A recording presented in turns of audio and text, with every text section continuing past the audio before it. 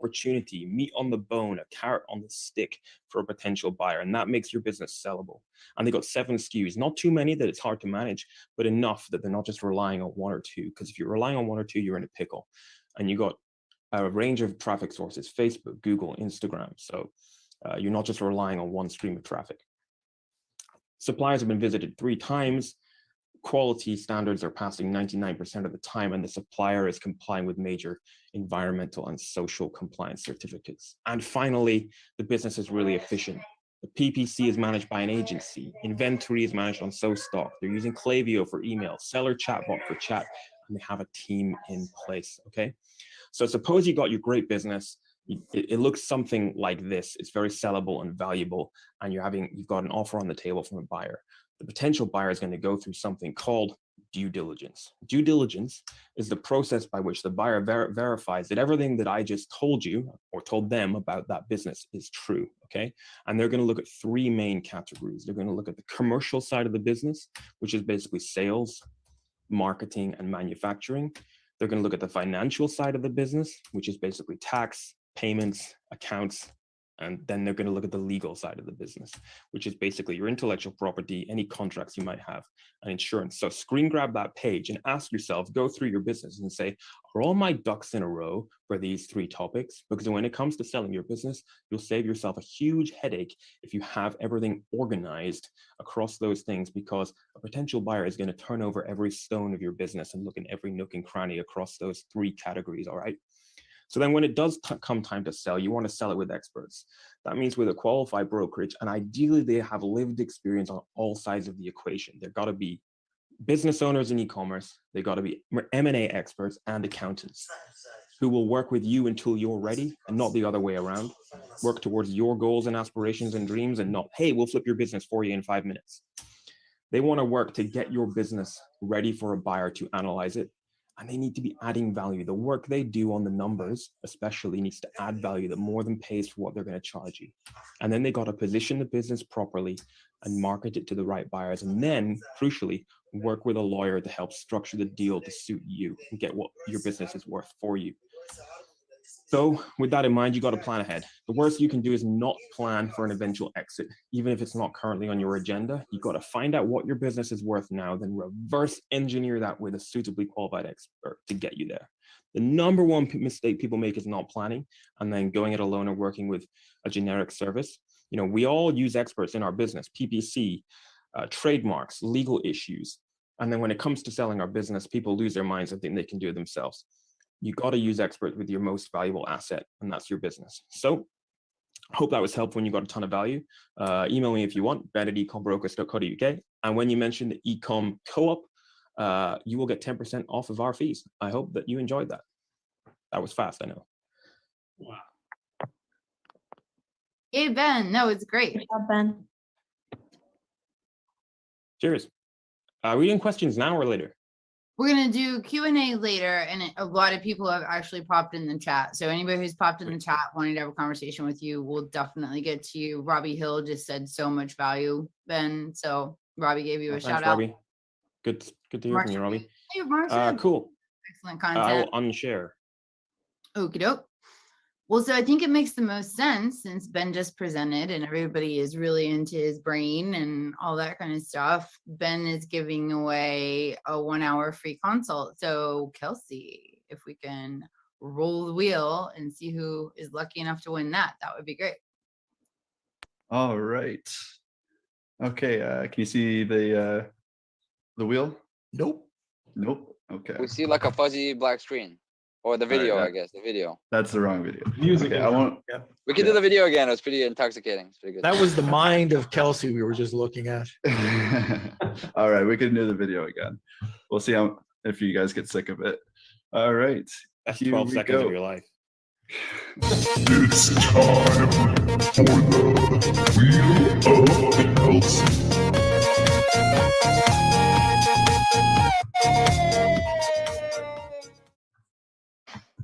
Okay, so here we go. Another spin of the wheel. I'll shuffle them up. 3, 2, 1. All right, let's see who it is. Samuel H. All right, Samuel. Congratulations. Drop me an email, Samuel, if you're watching this. Ben@ecombrokers.co.uk, and we'll catch up. And if somehow you missed that, we'll be sending out everybody's prizes to them via email after the show, probably first thing tomorrow. So Ben, that was awesome. I learned so much about terms that I had no idea what they were for that.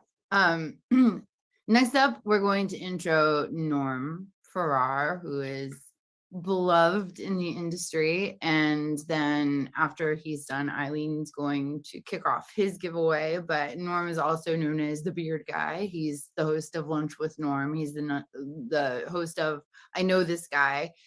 He is involved with more businesses that I can list in the allotted time that I have, but he's also the co-founder of the private label Legion, and he's just all about helping business owners create solutions and networks for themselves so that they can achieve their highest potential. That's Norm's whole MO. Plus he's super nice. He's got a really cute dog. He's smells good. I mean, like, there's nothing bad about Norm whatsoever. He just spends most of his time, which I have no idea how he has enough hours in the day, but he offers great insight to the community, and we're happy to have him here talking about building perceived value or Google Business Profile. Norm, why don't you take it away? All right. Well, thanks for having me. Yes, and I can only do it with Kelsey's help. So that's how I do it. But today I thought we'd probably talk about perceived value. And I still think, I've talked about this for years, but I still think this is probably one of the number one things people can do when they're selling on Amazon, Shopify, anything and where you go. It's all about, if you're building a brand, it's about where you want to come out with your brand. You can come out very inexpensive, low-key brand. You could be at a high level. And I'm going to show, can I share my screen? Okay, if this works, I'm going to show you something that comes from the Dead Sea mud. Let me see. I hope this works. So Dead Sea mud is Dead Sea mud. And as you can see in this slide, Dead Sea mud is going for $6.97 up to $14.98. And you can see that it ranges in from 8 ounces. I think all of them are 8 ounces. So it's Dead Sea mud. All right. So if you notice, oops, I got to click over here. Nope, that's not it. Just a sec. Got the wrong slide. It seems like you're about to throw some mud at us. What's the story? Yeah, I don't know. I thought I had this slide up, but it's the wrong slide. Got it. Okay, so I don't know what's happening here. What I'm going to show you is the second one, and we'll see if we can get on with this. And then if it doesn't work, I can just move it over to the next one. You can send it to Kelsey to share also if you want. Oh, okay. So we'll try this though. So, okay, so we've got this going. So now we go to the next level. So if you've noticed, the same mud is now $22 up to $32. And hopefully when I click this, of course not, it's working. The third level is $78 to $86. It's the same mud. There's one difference. Those who wanted to sell Dead Sea mud and deal with bottom dwellers, no profit, make a quarter on the jar, did so. And they did it with crappy branding. They didn't do their market research. If I'm going to launch a product, I want to see those three tiers. And if you look at any product that's out there on Amazon, there are always those 3 tiers. So you can go out low, middle, high, whatever you feel comfortable with. I like going out with high perceived value. If I can sell something for $10, or if I can sell it for $50 and it's the same price, why not? Another quick example before I get into how to do it. Knives. We sell knives. I use this example quite a bit. It's a $16 knife. It entered the marketplace at $49. Change the packaging. The packaging was $1.25. We went from $79, $89, $99 to $124. Same $16 knife. Put it into a wood package. relaunched it on Amazon with a $3 wood package, repackaged the outside, hammered the steel, $16 and selling it at $224. Same product. That's why I love perceived value. And a lot of these people at the bottom end are selling it at $49. The top end, probably using the same manufacturer, top end is roughly between the $199 up to a $300 range. I chose to go out at that third level. So here's a few things to keep in mind. Just go over here. One of the things Nor, yeah. we are not seeing your screen if you're sharing. Oh no, I'm done with that screen now. Huh. But thanks. So it was only the one slide. I just wanted to show that, you know, it's the same mud. But where do you start? The first thing and first place you want to start with is your brand. Are you building a brand? Amazon says build a brand community. So you want to get a name. You want to make sure that it's available, and you want to make sure that all the social names are available as well. Here's just a tip. If you want to check that out, go to name check, and it's spelled a little different. It's NAMECHK, and you can just type in your name and see if it's available right across the board. Next is you want to make sure the trademark is open and you have a quality logo. So you want to, and this kind of comes down to the second point, and I'm going really quickly here. But the next part is be consistent with the brand. You've got your brand, you've done your research. It might be the first name that comes to mind, but it probably won't be it. You know, you might want to check it out. You might want to check out those brand names with a company like PickFu or, you know, whatever. There's Usability Hub. There's a bunch out there, Usability Hub. But get a name that you can diversify your brand. So, for example, I've seen this, I've gone into it, and I won't say the name, but if I'm selling baby products and I've got, you know, little stinkers, whatever, and all of a sudden I'm selling fertilizer and garden tools, it's not a great brand. But if I'm selling a soap brand, I can go out and let's say, you know, bubbles.club or whatever you want to call it, you know, bathbombs.club. You could sell soap, you could sell shampoos, you could sell, like you can grow your brand that way. You could go really wide. Something to consider when you're building a brand. You want to make sure that your logo is half decent. If you pay $5 for a logo, you'll probably get a templated logo that somebody did in about 5 seconds. I like to go out and try to find somebody that's got some corporate identity experience. That's me. I'll pay a bit more for it. 99, I think it's 99 Designs. They do an okay job with that, but I usually try to go and find a really great graphic designer with corporate identity experience. And I want to drive that right across my social media, my Shopify store, and my Amazon listing. And it's so important because when you get this up and going, what are people going to do when they go to your listing? You're a no-name listing. You're a micro brand. They don't know who you are, what you are. They're going to check you out on Google before they buy on Amazon. And if your brand looks completely different, if you look like you got a 1997 website and your social media looks like, you know, your dog did it, they're not going to trust you. Authority equals sales, or authority equals trust equals sales. The next part to this is packaging. Take a look at what your competition is doing and do it better. Packaging, when I sold that $16 knife for $124 and then went up to the $224 mark, it was because the packaging made the difference. Nobody knew about the knife. The knife was just pretty pictures that we did, you know, really high quality pictures, because that's another, I'll get to that in a second. But packaging is probably the least expensive thing that you can do to build the quality and the perception in your brand. Within the packaging, you can also do the type of imprinting. Is it going to be embossed? Is it going to be debossed? Are you going to bring out like a high gloss? It's called spot printing. There's all sorts of different types of printing that you can do to make your brand better. Also, are you going to have labels? What's that label going to look like? Is it going to be consistent with the brand? Are there going to be inserts? All of these can go into the packaging. I'll give you an example of a soap box. You can have a soap box that is in a normal tuck box, like what you would get Irish Spring in. And it's just that really cheap cardstock. Or you could go to a rigid box where you'd probably pay $15 a bar, which is crazy. People pay that. Or you could go into just a higher perceived tuck box, and that would just be a thicker cardstock. Well, again, depending on whether you want to come out A level, B level, or C level, you could make that packaging count. One more thing, think of the little things. Think of everything psychologically that make things work.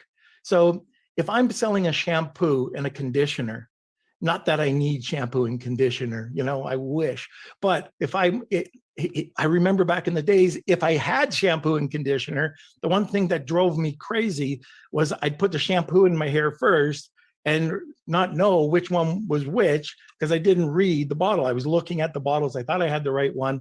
Well, change the cap, make the color slightly different. These are psychological things that make the customer experience that much better. Simple, simple, simple. Put a seal on the box, a transparent seal. If you're selling supplements, do the shrink wrap around the top. Put it in, actually, a lot of supplement manufacturers, or just think of everything that comes to you in just in the actual bottle itself. What happens if that came in a package? And think about the packaging itself. People go, oh, it's cost too much. Yeah, that quarter's too much. Well, you've probably just brought up the perceived value to not only cover the quarter, but probably make an extra buck. And you've got more messaging that you can put on there. Now, doing those little things, what about messaging itself? I know years ago I've done this, but I make 20,000 handmade notes, very generic, that I put into my products. Just enjoy, you know, it's something that I can get people to write very inexpensively in China. So they all come over at one time, and then I just put them into my beauty products. And I get so many reviews about that, oh, thank you for your handwritten note. Okay, thanks. Next, there's two more things. Competitive analysis. You've got to find what your competitors are doing. You've got to know them better than themselves. So check it out, see what they're doing, see what people are saying is good, bad, and ugly, and do it better. Not do better ugly, but do better good. Find out what is bad or ugly and turn it around so your product doesn't reflect it. It could be as simple as a color. So if somebody's got red and black plastic, maybe come out with green, or make it a wood, or make it some completely different material that's not out there. I'll show you one example with garden shears. So garden shears, we had a carbon steel blade, and they were good. They were selling fine. But if we put a 45-cent titanium blade that was attached, it brought up those garden shears $7. It made sense. So just by seeing what people were wanting, we were able to take a look at it, do product innovation, which is important, and it didn't cost us anything. It was just talking to the manufacturer. And the last thing, I think this is around 10 minutes, maybe I did more. Anyways, it's your customer experience itself. If you have never bought your product, how do you know what the customer is experiencing? You've got to test it out. You've got to touch it, feel it, open it, see what the customer is experiencing. And if you're not satisfied, your customer won't be satisfied. And I don't know about you, but sometimes our manufacturer, the quality that is, maybe you didn't get an inspection done, maybe something snuck through inspection, but maybe the quality went down. And you're thinking everything is great, and all of a sudden you got a whole bunch of 1 or 2 or 3-star reviews because you didn't check out your product. So by being on top of your game, oh, and by the way, what better than to buy your competition's product and see what you'd receive from them, and then make sure that you get on top of your game, get a better customer experience. You add all these things up, I'm telling you, you can easily double your profits if you're at a bottom tier and you're trying to get to the second or third tier, just by doing simple things. So that's my presentation. Awesome. Thanks, Norm. There were a lot of great takeaways there. If you want to learn more from Norm, you're in luck. Norm is giving away 2 a free 2-month membership to Private Label Legion, which is a community of e-commerce sellers sharing methods and best practices to selling and maximizing growth potential. So over to Kelsey to see who gets this great package. All right. Should we just do the wheel, or do we want Yeah, the let's do song it. again? Up to you. Let's do the song first, then the wheel. All right. Okay, here we go. It's time for the Wheel of Kelsey. It's time for the Wheel of Kelsey.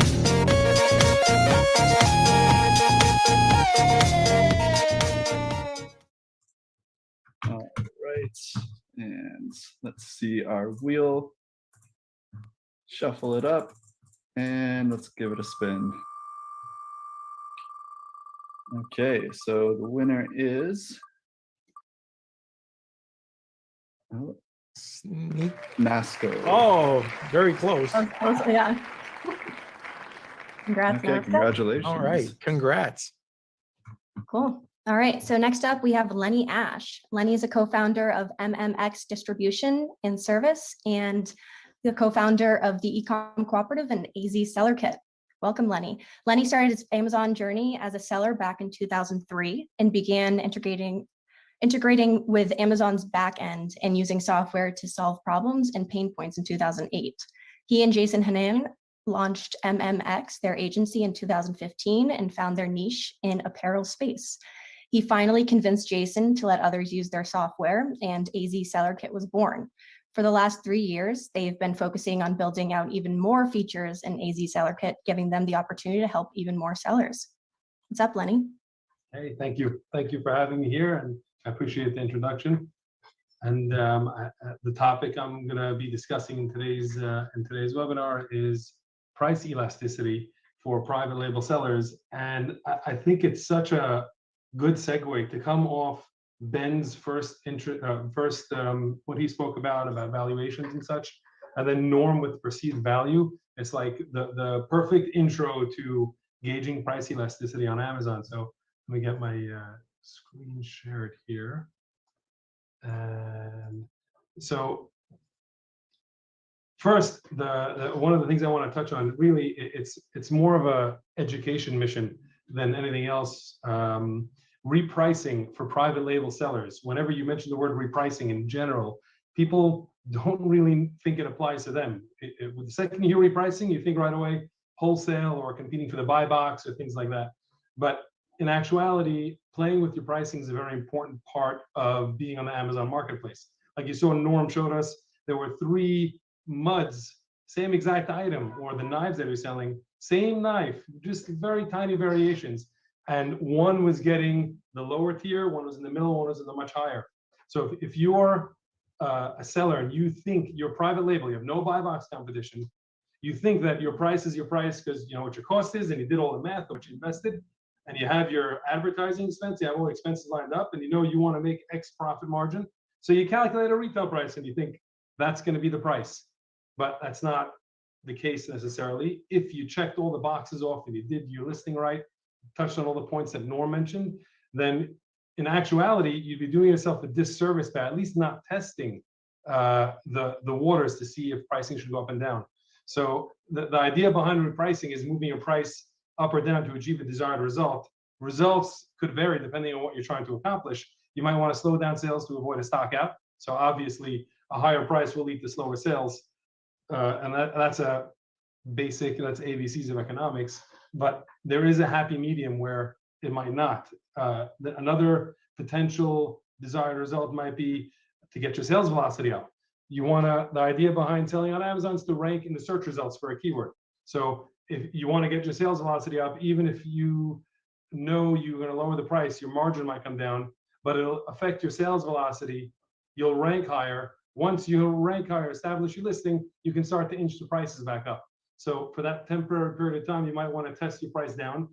Sometimes lowering your price may not even help your velocity. So, but it's a potential goal that you could be trying to accomplish. And increasing your sales velocity to move through overstock is another reason why you would obviously lower your price.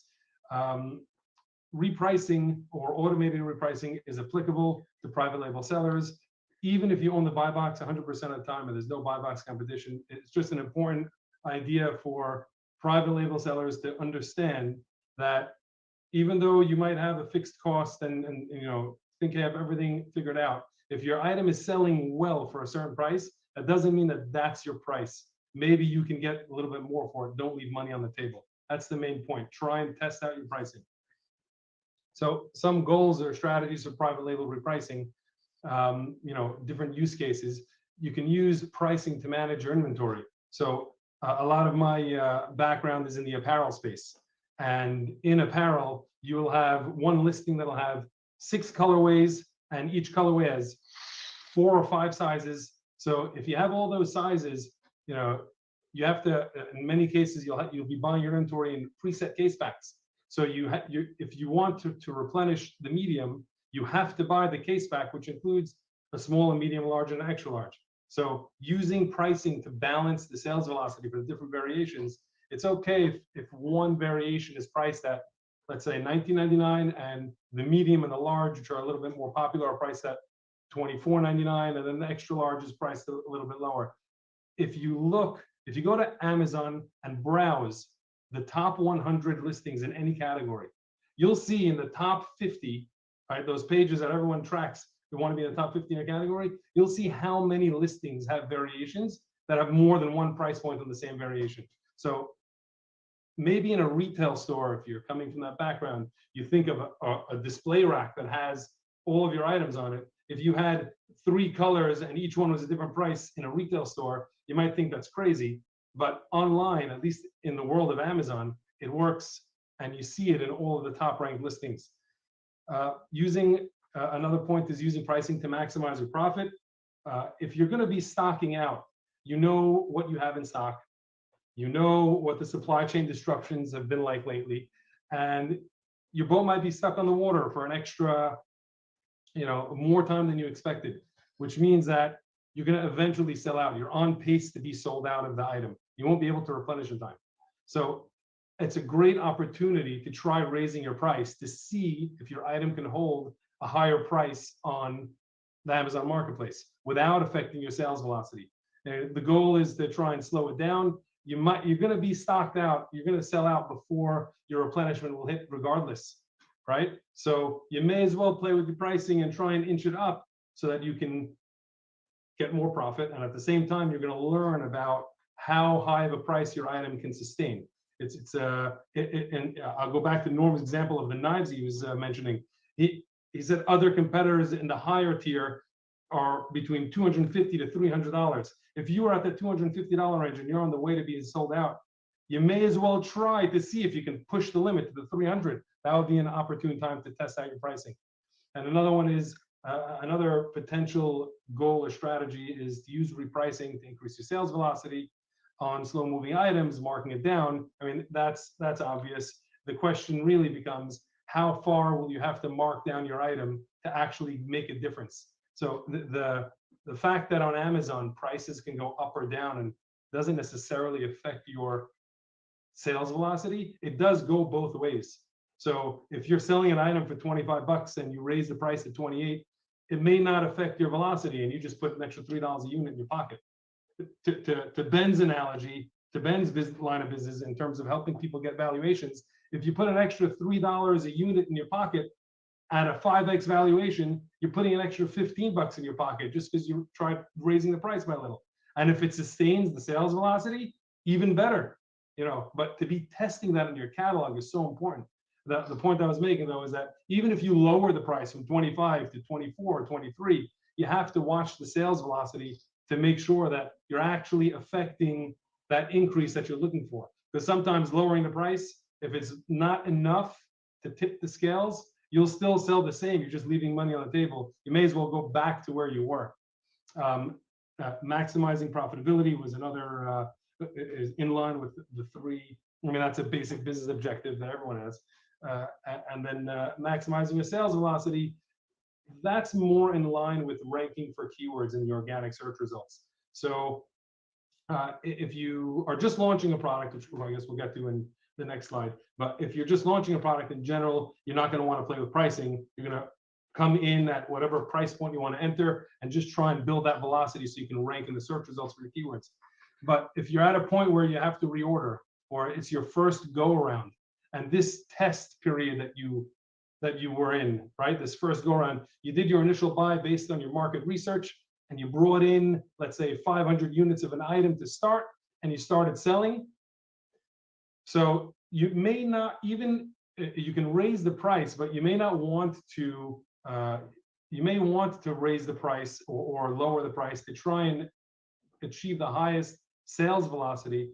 And if it's in this launch or even growth phase, it's important to achieve the highest velocity you possibly can, because when you're placing your reorders from overseas, which are going to potentially arrive in 3 to 6 months, you're going to look at sales data from this period and use that in your forecast. All right, I was selling 10 a day, so I'm going to restock now. I'm placing my order from overseas. I'm going to restock for 6 months worth of inventory or 4 months worth of inventory. Well, at 10 a day, if I multiply that out by 180 days, if it was 6 months, I should order 1,800 pieces. But if you were playing with your pricing to try and push the velocity, so now you're selling 15 a day, at 15 a day, your reorder would be that much higher. So if that's your goal when you're in that phase, those are the types of things that would affect. When to attempt repricing is an important point to consider. Now, the items come in, there's basically the life cycle of an Amazon item. You have your launch phase, your growth phase, and your maturity. So if you're just launching an item, you probably don't. Now, these points that I put up here are, everyone runs their own business, and you have to know what's applicable in your case and what business decisions to make. But so these are all in general, just thoughts from some general patterns that we've seen, but it's not necessarily absolute. But in general, if you're launching an item, you don't want to play with the price. You want to kind of leave it at the price that you launched at, or if anything, maybe you'll lower the price by a bit, and maybe you'll lower the price by a bit just to try and push that initial launch phase. When you're in growth phase, you're probably looking at, that's what the point I mentioned before, you're probably looking at the data, the sales velocity you're going to achieve during that growth phase. Now's when you're placing your reorder for whenever it's going to come in 3 to 4 months from now. So the sales velocity you achieve during that phase is going to affect your inventory position in 4 months from now. So you have to have that in mind when you're in growth phase. If you're playing with your pricing, you want to achieve the maximum velocity in that time. So lowering your price might help you achieve that, or even higher your price in terms of perceived value. Your conversion rate might go up and you'll sell more than you were at the lower price.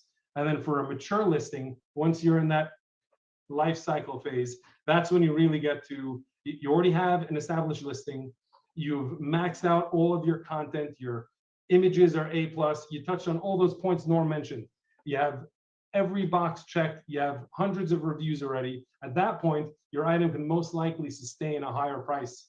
How much higher? You have to play around with the pricing to test. You don't want to kill the item or lose ranking, but you have to play around with it. And if you're not, the point I'm making is that you're leaving money on the table. You have to try it. So I'll run through this last slide quick. I think I'm already over my 10 minutes, but important things to look at when you're playing with pricing is your sales velocity. That's obvious. You want to see how many you're selling a day. Make sure that whatever pricing you're playing with is in line with your goals. The business reports that's available on Amazon's backend will give you your session counts and your conversion rates. So it's super important as you're playing with your prices, whether up or down, to track what effect it's having on your session counts and your conversion rates, right? If you see that raising the price by a certain amount destroyed your conversion rate, then it's probably not worth the trade-off. You're going to start to tank in the search results. You're going to want to lower it back down. Search result placement for keywords. If you're tracking that using one of the many tools on the marketplace as you play with your pricing, again, if that's going to affect your velocity, you'll see your search result placement drop. So you want to keep an eye on that. And then lastly is your buy box percentage. You're the only seller on the listing, so you would think you have 100% buy box, but that's not actually true. If you're playing with your pricing, especially trying to test it on the higher end, Amazon can actually make you lose the buy box for your listing, and they'll just display buying options available here. And when the shopper clicks on it, you'll be the only offer on the listing. But because you tried to raise your price, if you were selling for 25 bucks for the last 4 months and you've been raising your price steadily over a couple of weeks, and you were able to push it to 32, And then you said, all right, let me test 35. And you get to 35, Amazon may say, no buy box for you, and that'll affect your sales. So keeping an eye on that is another very important metric to track while you're doing this. And whether you use software or not, that's the last point. This is something that any seller can test.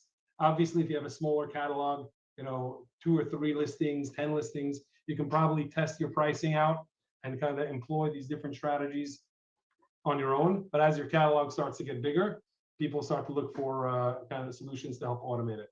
And that's kind of where we come in. So that's my presentation on price elasticity. It exists. Everyone should be playing with their prices. Don't leave money on the table. Thank you. Thank you, Lenny. So if you put questions in the chat, know that we're going to open up questions at the end. We've got a lot of presenters today. We've got a lot of material to get through, but we are keeping all of your questions active in the chat, and we will have a Q&A section at the end. That's kind of when it gets sort of fun. So don't worry about that. We are going to give away $1,000 in subscriptions to AZ Seller Kits so that you can actually use Lenny and Jason's software to help maximize your impact on Amazon and make sure your pricing is where it's supposed to be. So Kelsey, if you will spin the wheel, and then we've got one more prize to give away too, the special guest that's in the audience that we're going to make a panelist. But let's give Lenny's prize away first, because I think people are chomping at the bit for that. Here we go. It's time for the Wheel of Elsie.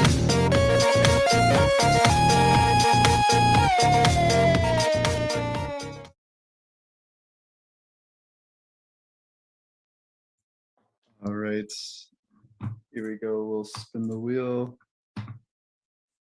Look how many more things are on the wheel. Yeah, lots of entries. Thank you everyone for entering, of course. Kelsey, thank you. And let's see. Wheel. Yeah, my pleasure. And let's see. The winner is Jack B. All right, congratulations. All right, I think I've heard through the grapevine that there is there's another Ecom Cooperative provider in the audience that we want to make into a panelist to give away a prize. So why don't we bring Eric Sutterth up to the stage?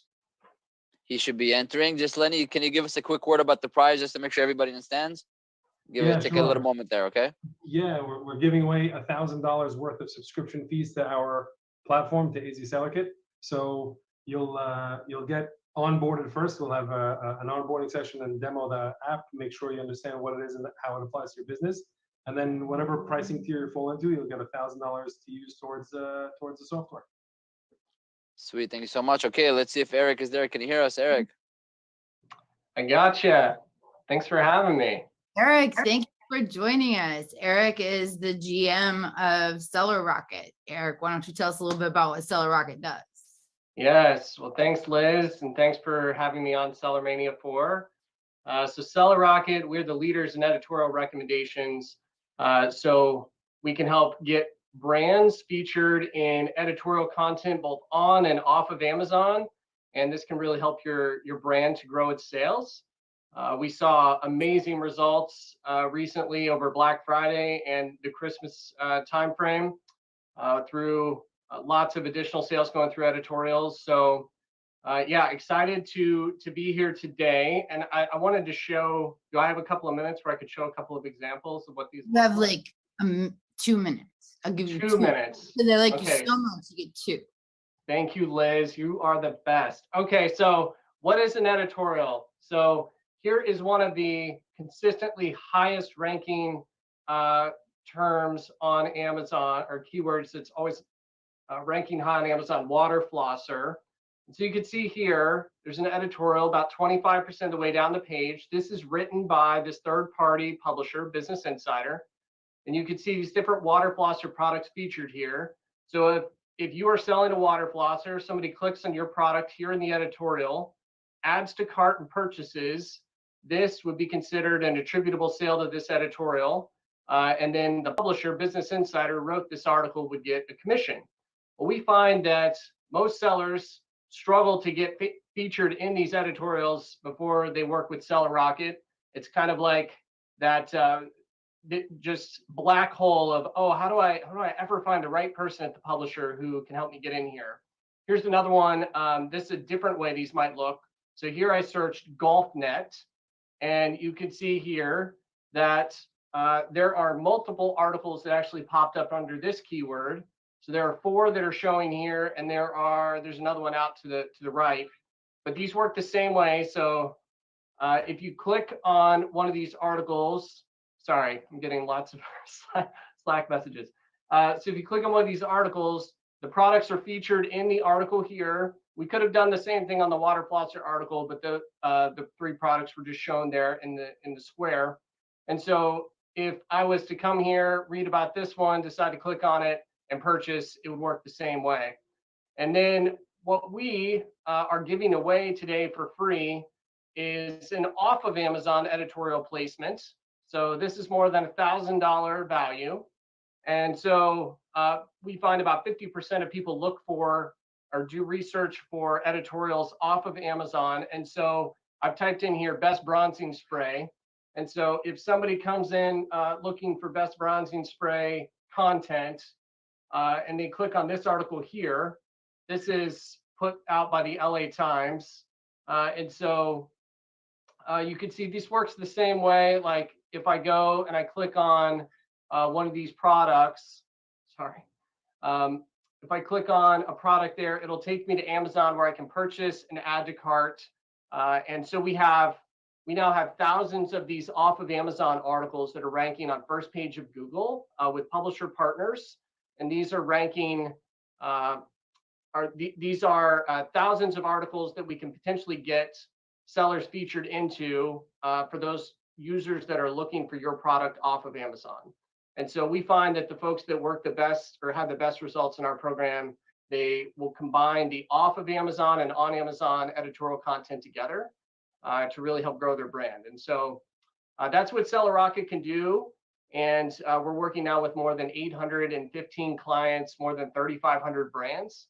And we've seen some amazing results. So anyway, if you are interested in working with SellerRocket, please feel free to send us an email at launch@sellerrocket.io, or you can find me on LinkedIn and reach out, but we'd love to talk to you. Awesome. And they are generously giving away a free off Amazon editorial, correct? So Kelsey, Right. let's spin that wheel and find out who wins that. Kelsey, before you run it, everybody's up to date, all the names? Yeah. Let me just double check on my Double side. check, guys. I think a few of them just rolled right in. I want to make sure everybody gets a fair chance to win. Let's give it a All right. moment.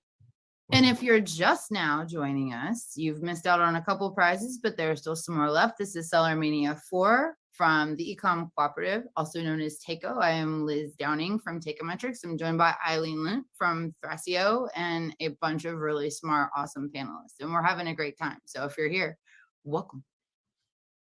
Okay. It's a great group. I see lots of familiar faces here. So. Okay. I think I got one. The last participant, I'm not sure. It's not in English. I think it's Hebrew. What's okay? Let me take a look. Who do we have here with the Hebrew name? Just put Jacob A. Jacob A. Yeah, that's it. It's in Hebrew.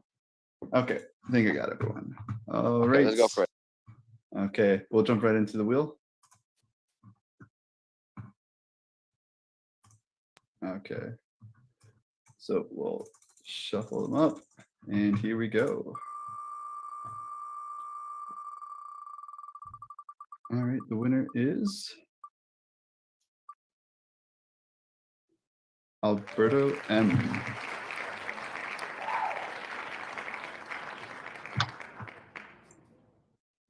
Congratulations. Awesome. Okay. Oh.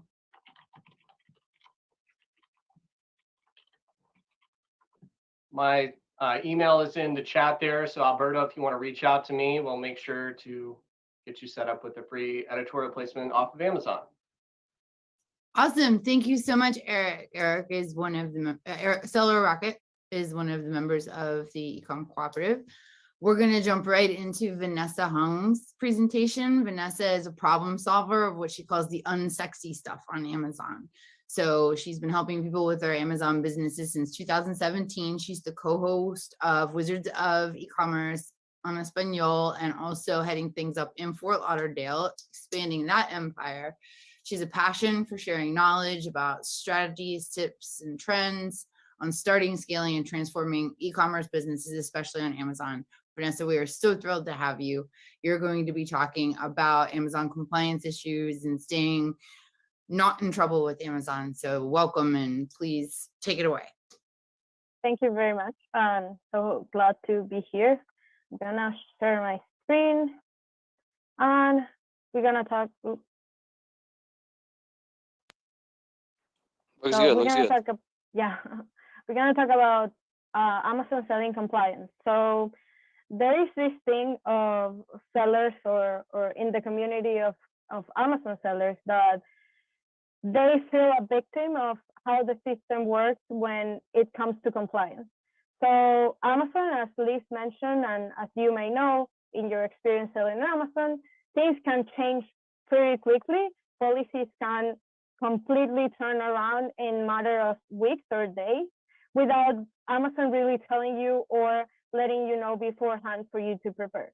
So that's the common statement or the common thought that people have when it comes to account health and performance things, requirements, documentations.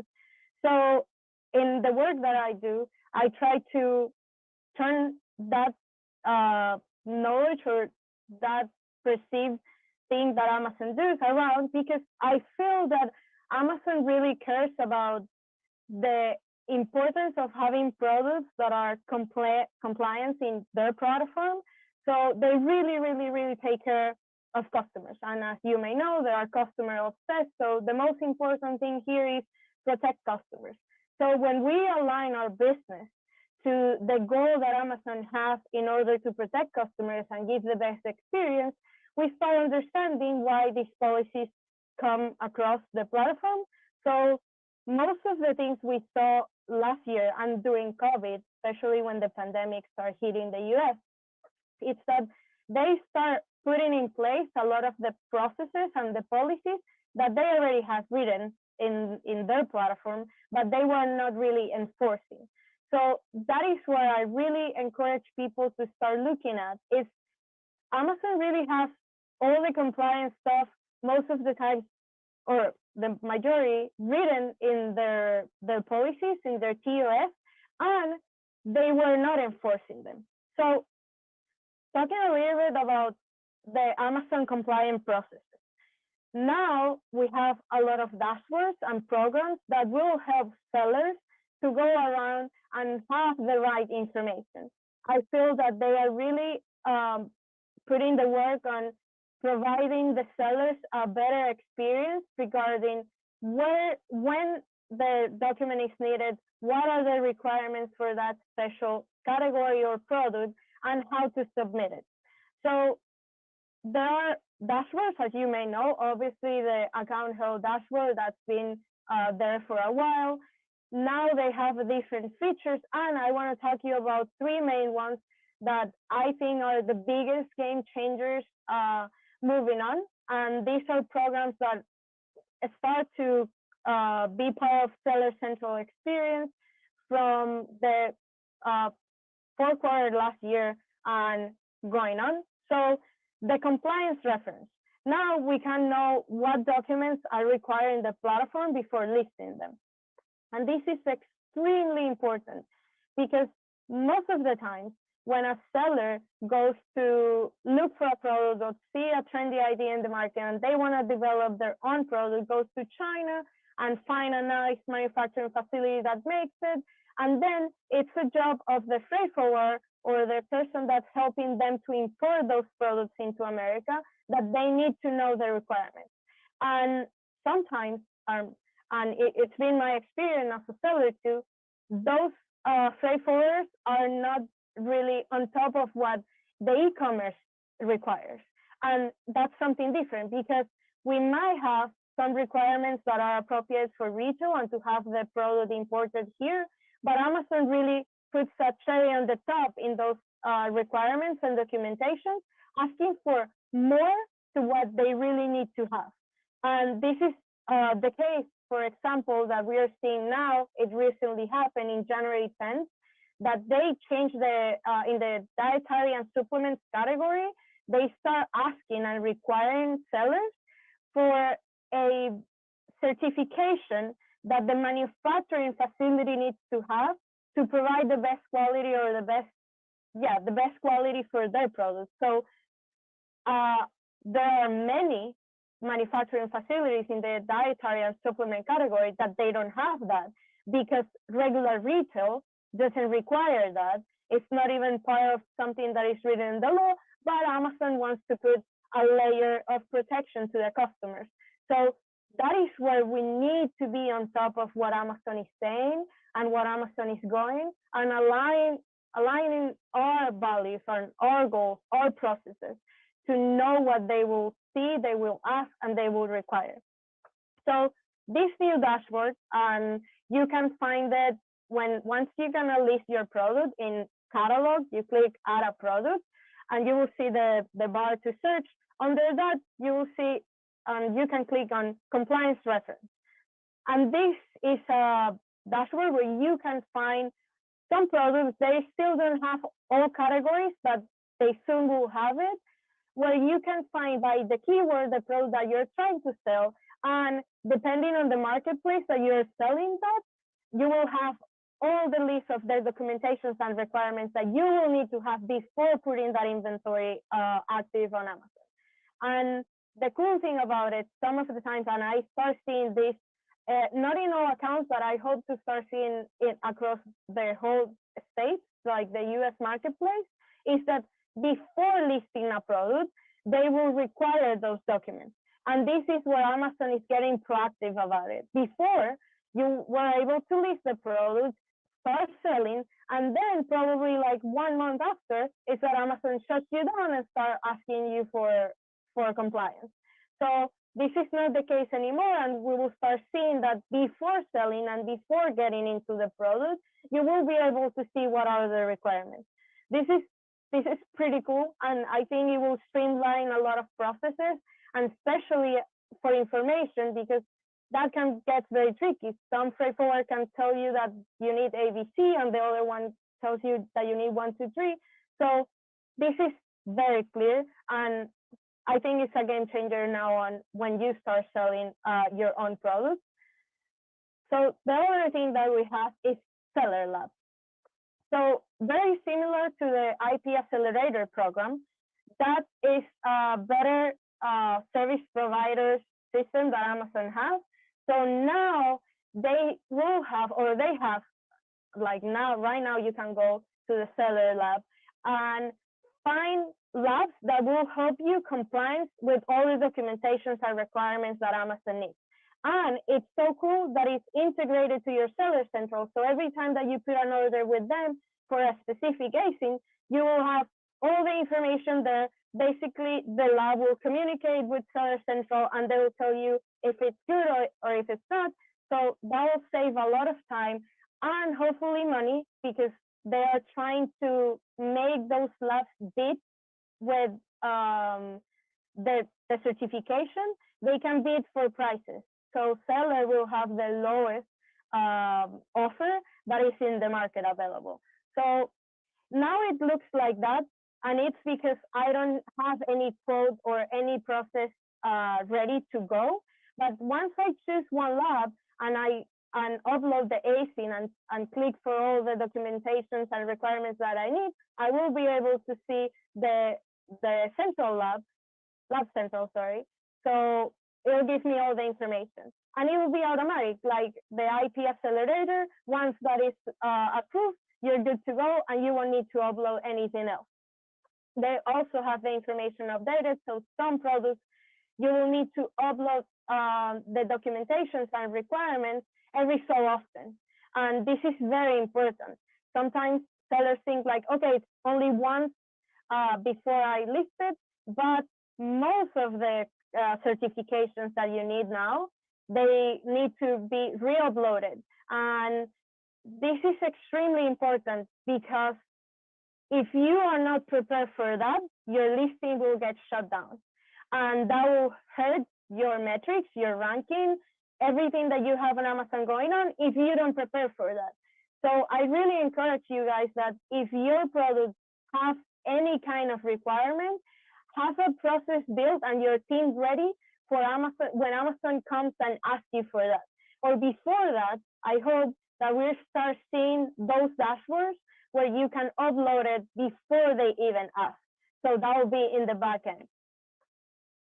And lastly is the account health experience and the help that they're giving. Before, for account health, we're seeing that when we get something there, we need to submit a plan of action.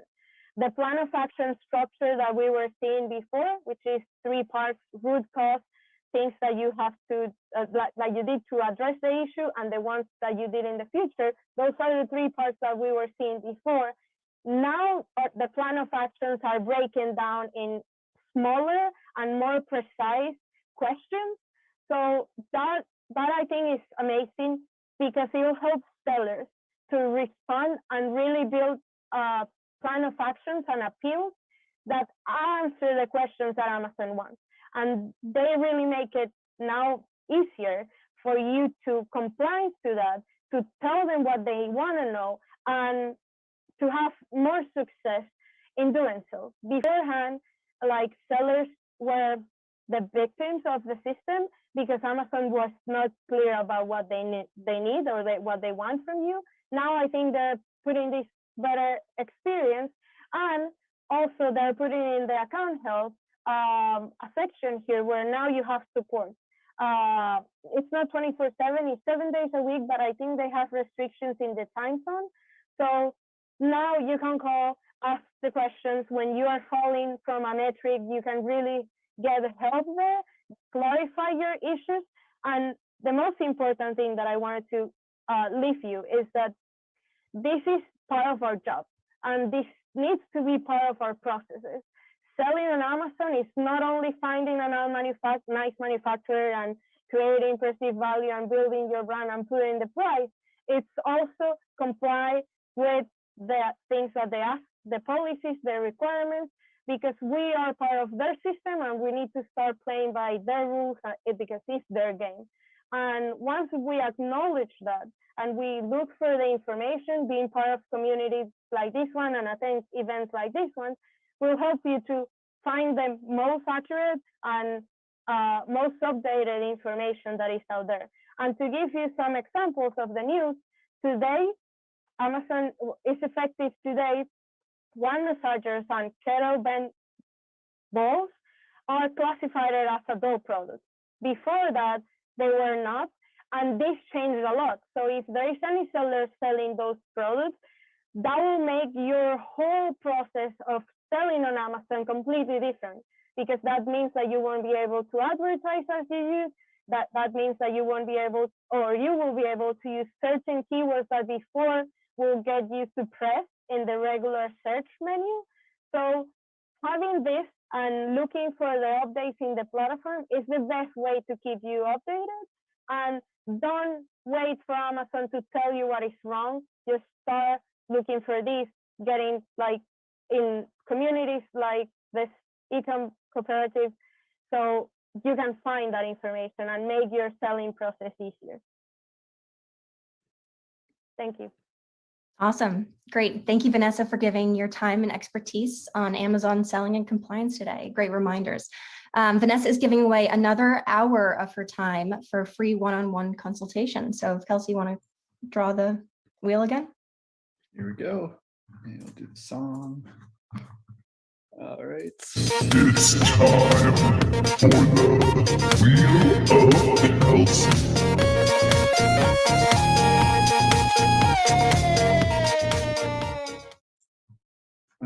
Okay, here we go. I'll pull up the wheel, shuffle up the names, and give it a spin. All right, let's see. The winner is Sylvia C. Congrats, Sylvia.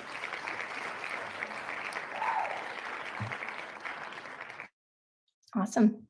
Thanks, Kelsey. All right, and last but not least, we have Mark Casey, CEO of Mark Casey SEO. Whether it's listing copy on Amazon SEO or off Amazon SEO, Mark Casey and his team help e-commerce businesses reach their goals by understanding the science behind where a product ranks on Amazon and how to optimize product listings for the highest conversion rate. Mark can be seen and heard at many industry events, sometimes with his own avatar on the back of his jacket. You can see the avatar in Mark's little window right there. Welcome, Mark. Hey, thank you very much. Awesome. Thank you for the introduction. As they say, like the best for last, right? I feel so honored that I could conclude the show today. Yep. Awesome. Well, yeah. So, I mean, I'm going to be speaking. I mean, I don't have any slides. I like speaking from the heart. Whatever comes up, this is what I do every day. And just to share a couple of things on, like, on how you could sell well on Amazon, what's going on. But yeah, just like the basics, because we deal with so many different types of products. And in short, like you mentioned, what we do is like the marketing and the SEO. Like for the past 7 years or so, we've been like studying the algorithm and shopping and like shoppers' behavior, I would say. So that way we can understand what Amazon looks for and what they contribute like for rank. So and what ranks the product actually. So by studying shopper behavior over the past couple of years, we're able to put together some data where we see like, hey, okay, Amazon likes A, B, and C, and then what we do is we replicate it. So for example, when we do a launch, right, we have like, let's say a whole bunch of shoppers across America, and we'll have them mimic the same way an actual real buyer would purchase a product on Amazon.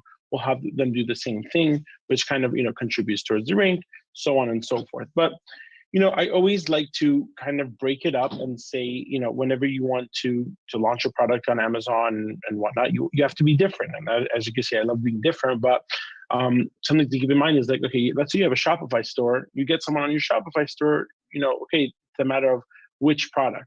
Once you're on Amazon, there's so many different competitors, you just need to stick out. Like there's 30, for example, let's say there's around like 30 listings or so on the page, plus the sponsored ads, plus there's so many moving parts, so much going on that you need to be the person that stands out. And if not, then you're not going to get any of the clicks and any of the sales. So it really starts whenever it goes to your main image, like getting that click. And underrated, it's very underestimated, I would say, that how much power that click has. So for example, let's say someone types in a keyword and even if they just click the listing, that in itself already starts to give you ranking juice, I would say, ranking power, to start for, and Amazon sees all of that. So starting with the click and the main image, which is very, very important. And then once they're on your listing, you kind of need to sell them there. And people don't even realize, like between me and you, like I doubt maybe 90% of the people here watching or even anyone actually reads bullet points and descriptions nowadays. No one does it. No one has patience. Everyone's just visual. What do they do? The first thing you want on listing, majority of the people go to look at the pictures and just to see, okay, what's this product about?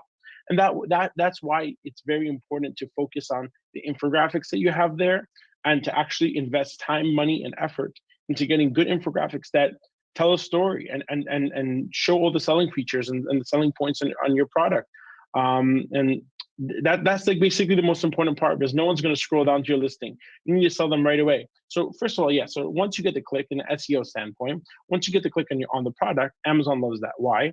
Because they later on they're going to even if you don't purchase it, they retarget you. So I'm sure many times you'll go on the listing on Amazon, you'll engage with it, and you don't end up purchasing it. Then you get an email or you're on a different website and you see the same product being retargeted to you. That's because Amazon retargets you. So underratedly, even just clicks alone on Amazon have a lot to do with the product ranking. Many people think like, okay, just clicking a product on one that doesn't do anything. It really does. Obviously, you don't want to overdo that. So stepping back and making sure you have a solid listing and everything is basically up to par, then that's when you kind of want to jump into the launch phase. But so as Norm, you were saying beforehand about the packaging and all that kind of stuff, and I'm so with it because I always tell that to my clients that it's so important. And even just the packaging, you spend an extra $1, but you could mark it up $10 extra, and it just kind of gives it an experience for the customer and really pulls in a lot of positive reviews and whatnot. And I'm all about doing that and actually like investing into your brand and investing into your product, not just putting out a product out there. And so one of my clients, they were shipping like a massage gun, but that was like a thing, They had it was like around $200, and they're shipping it in a brown empty box, like a brown box. So then I went over to him. I said, "What are you doing?" I was like, it's not like, even if it's a cheap product, but this is an expensive product, and you're shipping it to them in a brown box. They're getting it. They think this is either drop shipped or something, just came straight from China. You need to make them feel like they actually purchased something and they're happy with it. They want to feel the value. So he was so against it. He's like, I know that's not true. I said, I'm willing to bet you money that it is true. So I said, I'm going to design the packaging. I will do everything. All you have to do is just ask your supplier to implement it. And let's make 2 different listings and see which one picks up. So yeah, lo and behold, that's what we did. He launched 2 different products, being pretty identical. One was with my, box that we created, and one was with his brown box. The box that he created ended up picking up and getting all the reviews, and people felt valued that, hey, I'm spending $200. I feel like I'm getting a product, as opposed to just some something with a brown box.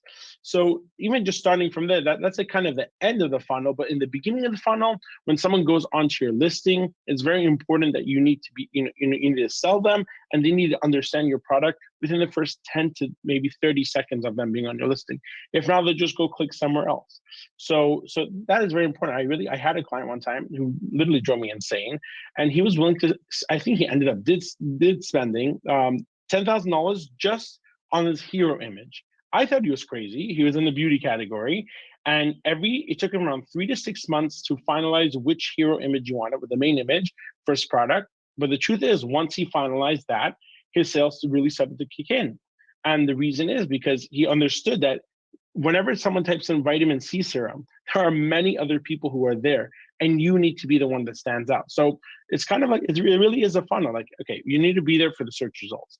Then they need to click, then they need, then they need to be on your product, and then be happy with the images and what the product is, the reviews, so on and so forth. So that's why it's very important to have, obviously, a solid listing, but then that comes into phase 2 of launching a product. So many times when people want to come to us to, for example, launch a product, it's great, but I'll tell them upfront, I don't think your listing is up to par. It's not worth to invest money into it. So let's say we'll fix it up, then we'll go to phase 2. So phase 2 is understanding what your keywords are and what you want to target. And then what we do is we set up these sales over, like, let's say an 8 to 10 day period, where people will either search, find, buy, or a newer thing that we like to do, which we see great results with, is to drive Google ads to the product with, including the keyword and whatnot. And then having our buyers purchase the item over 8 to 10 days, and then Amazon sees a consistent path, I would say. You're being consistent with people purchasing your product with a certain keyword over a certain amount of time. So Amazon sees, hey, this product is getting sales with this keyword, let's push them up in the ranks. But the step further is that since it's coming through Google ad, Amazon loves it. Amazon loves outside traffic.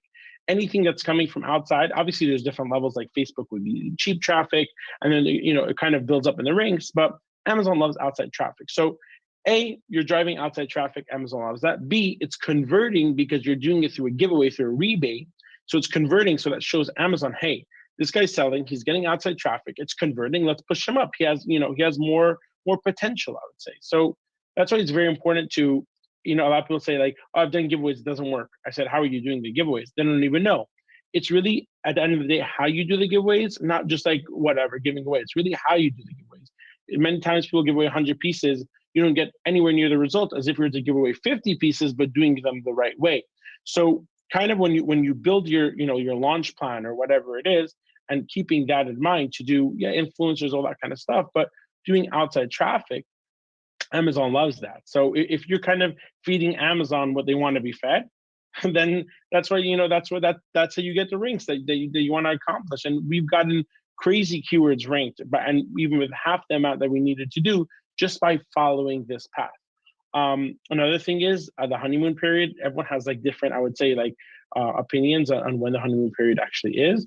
But whenever it actually is, I mean, the newer the product, I would say, the newer the listing, the fresher it is, and better to kind of jump on that. So the first 30 days is definitely the best time to, and then 60 to 90 days, but that's once it hits FBA. So whenever we make a launch plan, what we'll do is we'll set everything up, and the day it hits FBA, start rolling in these sales. Obviously not dropping 100 sales at once, because that's suspicious, and that'll get you in trouble for no reason.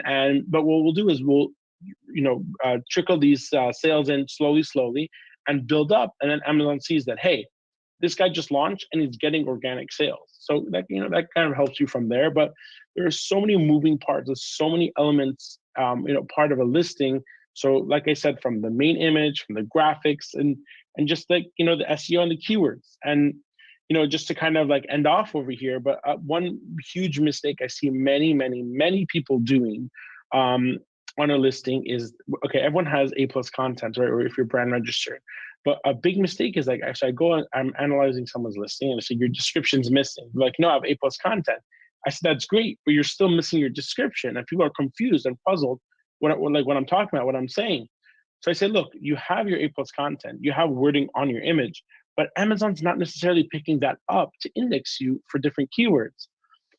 So for example, so you can have a great, beautiful design, but under it, Amazon gives you an option to add wording, which is your description. So A+ content essentially replaces your description, but you still have an option to put wording under it. And that's where a lot of your SEO, that's a lot of your keyword rank and everything is coming from there. But many people think as long as you just put the, the keywords or anything on the design itself, Amazon will pick that up. So Amazon will pick up something from there, but doesn't compare anything close to if you actually put the actual keywords onto the listing itself, where Amazon's algorithm could pick it up and understand your product. And then another thing, just like a bonus tip, a great thing is to put either Spanish keywords or misspellings on the back end of your listing. So many people underestimate Spanish keywords. They think, no, that's just for Amazon Mexico or whatever. But no, there are many Spanish-speaking people in America who will be using Amazon because Spanish is their primary language, and they'll type in these Spanish keywords. So a great bonus, a great thing is you don't even have to put in your front end of your listing, the back end, plug in those Spanish keywords, plug in those misspellings. You will be very surprised on the results that you can get with that. So in short, yeah, that's my time for today, but I would love to speak more. This is what I kind of do every day. But we'll love to check your listings out, and if you guys want to contact us, AmazonSEO.com. The proof is in the pudding. We own that domain. So if anyone wants to reach out, we'll analyze your listing and help you launch. AmazonSEO.com. Mark, thank you so much. Sure. So we have one final giveaway, and that is SEO consultation with Mark Casey SEO. So if you want to dig into your own products. No, actually, sorry to cut you off. It was a free launch. I went ahead. Yeah. I was like, let's do this. If we're going to do it, we have to do it the right way. Yeah, we're giving away a free launch, free product launch. So you got a product, you want to launch it with power, then you can get that with Mark Casey SEO. So Kelsey, let's spin that wheel one last time. Okay, I'm just double checking to make sure everyone is in. It looks like it. So here we go. This is the last one. So enjoy. It's time for the Wheel of Elsie.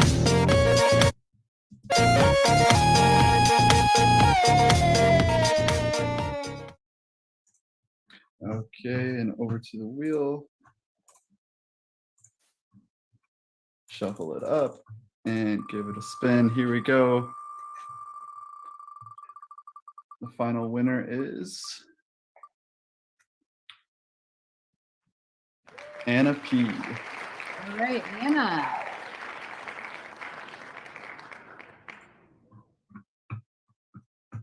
Awesome. Anna, I'm really looking forward to crushing it. That's awesome. We will be connecting all of the winners with all of their respective prize givers after the show. So that concludes our presentations for today. We really appreciate everybody who came. You're invited to attend we're going to stop live streaming, and we're going to just kind of after party and answer some of the questions that came in during the session, just have kind of an open discussion for the next like 15-20 minutes or so. So if you're watching this on a live stream and you're not actually in the Zoom, get in here, because we're about to close down the live stream and turn it into the after party. Again, this was Sellermania 4, brought to you by the Ecom Cooperative, also known as TACO. We are a group of organizations that are heck bent and determined to help you be successful on Amazon and other marketplaces. It's completely free to join. So go to the ecomcooperative.com and make sure you're on our mailing list. Make sure you're subscribing to our content. Follow us on LinkedIn, follow us on Instagram, Facebook, Twitter, everywhere you can follow someone. We're trying to talk somebody into doing TikTok. I think it ought to be Lenny. But I was just looking for that laugh out of him, honestly.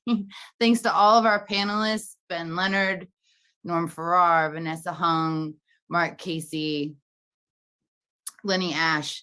Thank you so much for bringing your thought leadership and your insights to this group. We really appreciate it. And we'll see you at the next one. Also keep in touch with, well, and thanks to Eileen Lent for kindly co-hosting. This was actually her first live event. Yes. So everybody tell her how hard she crushed it. Thanks, Liz. It's nice co-hosting with you, so I appreciate the support. I think everybody's getting tired of seeing me, but that's cool. Get used to it. Okay, we're gonna end the live feed, and then we're gonna basically go into the I guess the after party, the backstage. So thank you so much, Liz. Great work. Thank you, Liz. Thank you, all the panelists. I'm gonna do a 3 second countdown so we can stop the live feed. 3, 2, 1. See you everybody later.